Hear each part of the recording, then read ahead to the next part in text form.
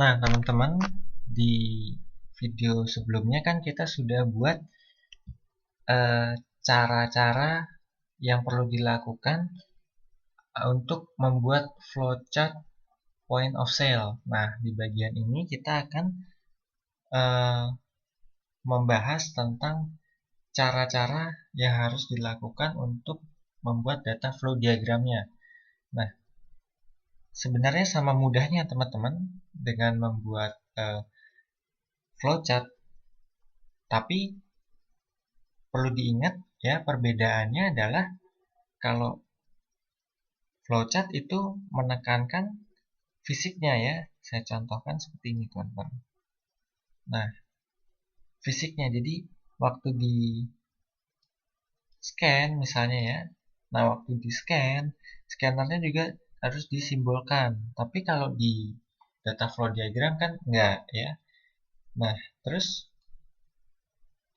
juga kita harus tahu kegiatan-kegiatannya ya. Kegiatan-kegiatannya penting banget. Terus data-data apa aja yang dimasukin ya, yang di input, yang mengalir. Terus juga ada media penyimpanannya ya. Nah, saya agak kesulitan untuk menggambarkan potongan-potongan ini ya, supaya kalau ini lebih jelas ya. Jadi waktu kegiatan ini flowchartnya seperti ini. Nah, kalau untuk data flow diagramnya ya, bentuknya seperti ini. Jadi saya agak kesulitan kalau harus dipecah-pecah, justru nanti takutnya tambah bingung ya. Jadi saya akan pandu teman-teman sesuai dengan proses bisnisnya dan menunjukkan langkah-langkah cara pembuatannya ya, supaya bisa menjadi data flow diagram seperti ini. Nah, kita balik ke sini dulu ya. Nah, ini ke prosedur hariannya. Ini teman-teman ya, kan pelanggannya datang, terus kasirnya terima barang, dia harus scan dulu ya, dia terima uang, terus dia masukkan uangnya ya, dia kasih kembalian, dia kasih struknya. Nah, ini dirangkum aja teman-temannya jadi satu kegiatan ya. Nah, si customer itu kan apa perannya sebagai entitas eksternal ya. Customer kan nggak ikutan scan barangnya kan, nggak kan, tapi customer kasih barangnya. Nah, ini yang memproses ini semua si kasir, supervisor, dan bagian treasury ya. Jadi yang proses-proses ini sebenarnya yang melakukan mereka ya, tapi nggak digambarkan per blok seperti ini ya. Seperti kalau flowchart kan digambarkan ya. Ini enggak teman-teman, langsung aja ya. Nah, tukar sebentar. Iya. Nah, ini dia. Tadi udah kan si customer kasih ya barangnya, kasih uangnya. Kalau pakai credit card dikasih juga ya credit cardnya. Nah, si mbak-mbak kasir ini, mbak-mbak kasir ini kan dia harus melakukan prosedur-prosedur itu kan. Jadi langsung aja ditulis ya, melakukan penerimaan cash ya, pembayaran cash payment, dan juga credit card ya, penjualan secara kredit menggunakan credit card, dan juga cash payment ya, secara menggunakan kartu kredit atau juga secara kas ya. Nah, kalau udah kan kredit cardnya tadi dibalikin ya, struknya dibalikin, kredit card vouchernya yang tadi ya, yang seperti ini dibalikin lagi. Nah, juga barcode ya, ini barangnya maksudnya dibalikin lagi. Nah, yang disimpan ya atau diproses untuk selanjutnya kan ini ya, tadi di dalam waktu dia scan barcode itu ini sebenarnya ya, scan barcode kan ini dia ngumpulin data-data ini ya, tanggal waktu di scan itu ya, waktu dia pip ini udah merangkum ini semua ya, merangkum informasi ini semua. Nah, waktu mbak-mbaknya gesek ya, misalnya tangan mbak-mbaknya gesek shred gitu ya. Nah, ini sebenarnya dia sedang minta request ya, dikasih nggak nih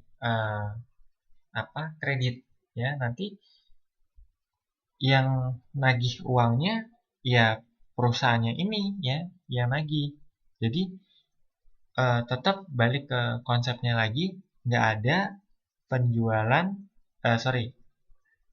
receivable ya, piutang antara si penjual dan pembeli, tapi receivable-nya adanya antara si penjual ya, si perusahaan ini dengan perusahaan penerbit kartu kredit ya, atau kartu debit misalnya bank seperti itu ya.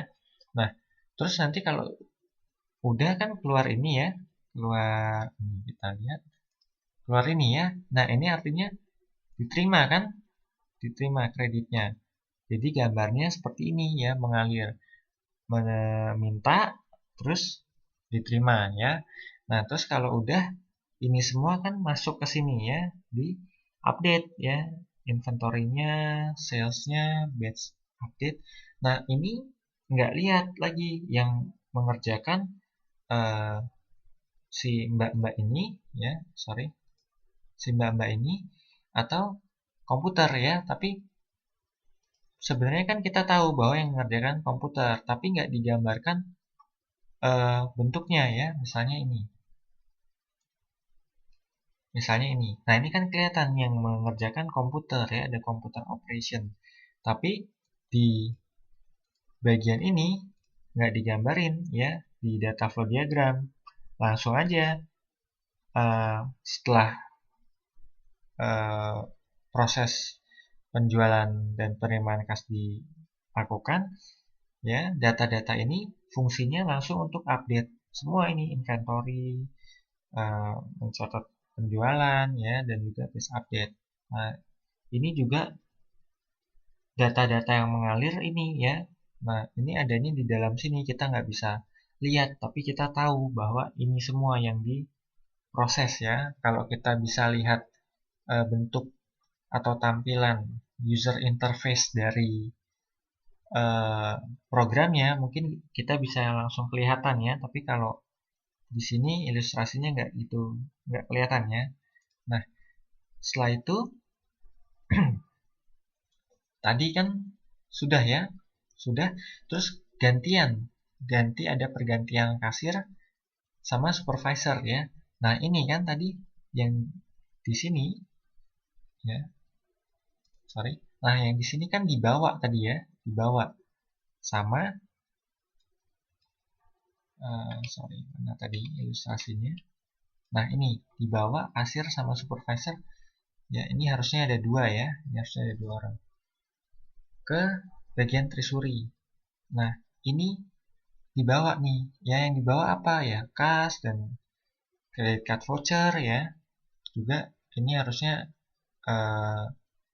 stroke ya, stroke tab-nya tadi itu ya, dibawa ke sini.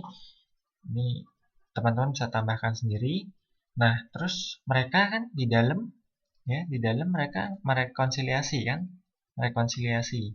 Nah, ini semua kan sebenarnya ada beberapa proses ya, ada beberapa kegiatan yang dilakukan, tapi ini langsung aja dijadiin satu ya teman-teman, supaya lebih enak dilihat dan juga sesuai dengan konsepnya ya. Waktu menggambar nggak ketemu proses ya, simbol proses ini yang terlalu banyak. Nah, nanti kalau sudah kan buat kas deposit slip ya, deposit slip dan reconciliation ya. Nah, kas dan deposit slipnya dikasih ke bank, dan form rekonsiliasi yang satu dikasih ke controller. Nah, ini kemudian tadi ya, kemudian ini kan dia bikin terus di input ya sama bagian treasury. Ya, dia record cache receipt dan batch update. Nah, ini waktu si bagian treasury melakukan ini, bentuknya atau simbolnya seperti ini teman-teman ya. Nah, terus kan dia langsung update ya. Ini secara komputer kan langsung ke update ya ke sales jurnal ya. Terus kalau flowchartnya bentuknya seperti ini tadi. Nah, ini deposit slip, reconciliation form, credit card voucher sign, ini semua di save ya, di save bentuknya dokumen ya, misalnya dalam map ya. Tapi kalau ini sales journal ini bentuknya adalah komputer ya, dalam bentuk komputer. Nah, bentuknya tadi seperti ini ya. Ini database ya, database ini teman-teman. Nah, adanya di dalam sini ya. Nah, ini semua teman-teman bisa pahami ya satu persatu, karena sebenarnya waktu teman-teman sudah melihat ini ya, terbayang gambaran atau step-stepnya, teman-teman akan mudah sekali membuatnya ya. Kuncinya di situ, dan teman-teman bisa membedakan mana yang entitas eksternal, mana yang bagian yang memproses semua prosedur ini ya. Terus juga disimpan di mana ya media penyimpanannya ya, dan data-data yang mengalir ya. Ini juga penting ya teman-teman, ini yang penting juga harus teman-teman perhatikan baik-baik. Nah, flowchart sudah, data flow diagram sudah, tinggal sisa satu, yaitu kita berusaha menganalisis pengendalian internalnya. Nah, proses atau analisis pengendalian internalnya ada di video selanjutnya. Jadi teman-teman tetap saksikan video tutorial ini ya.